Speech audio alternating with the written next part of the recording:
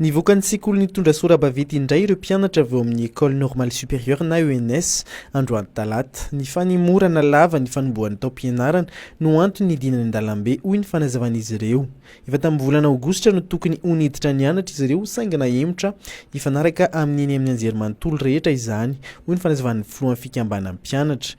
Tokony ho nanomboka androany talata indray ny fampianarana saingy mbola nahemotra ihany izany araka ny nambarany. Mankatany amin'ny fitondram-panjakana izy ireo ny hamahana ny olona mampiasa mpandrarà izay antony mampihemotra ny fidirana ho amin'ny 5 Oktobra. Voaelingela ny fifamoivoizana manodidina ny UNSP filoha iny maraina teo iny. Nivoaka teny amin'ny arabe ka nandoro kodiarana teo amin'ny arabe ireo mpianatra ary tapaka tanteraka ny fifamoivoizana nanomboka tamin'ny 12 ora teo. Tonga teny atoerana avy eo ny mpitandro filaminana namerina ireo mpianatra hiditra ao amin'ny faritry ny sekoly.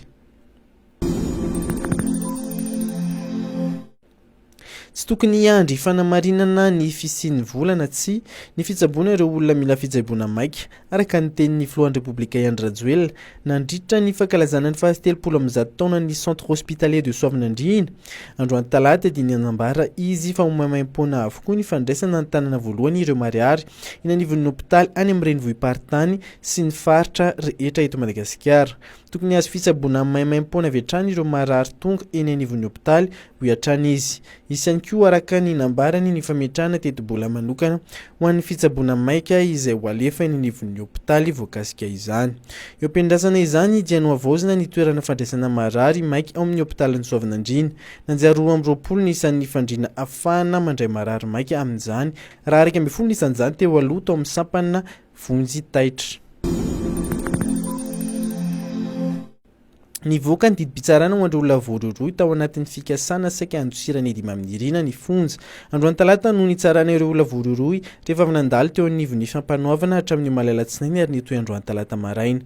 Nosazian'ny fitsarana ambaratonga voalohany giadra 2 taona tranomaizina sazy miatra edy mamirina fikasana andositra no ny ampangana azy. Efa nigiadra 2 taona tranomaizina edy mamirina sazy izay tafiditra ao anatin'ny 5 taona azony izay nivoaka tamin'ny taona 2024 mahakasika ny raharaha Andramena.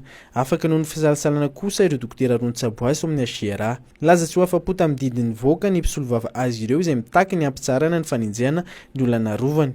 Voasazy higadra herintaona sazy miadana ihany koa ireo mpiandry fonja miisa 3 ny ambina ny 5 sy ny 9 Oktobra teo. Toy izay ihany koa ny sakaizany sy ny ralahiny.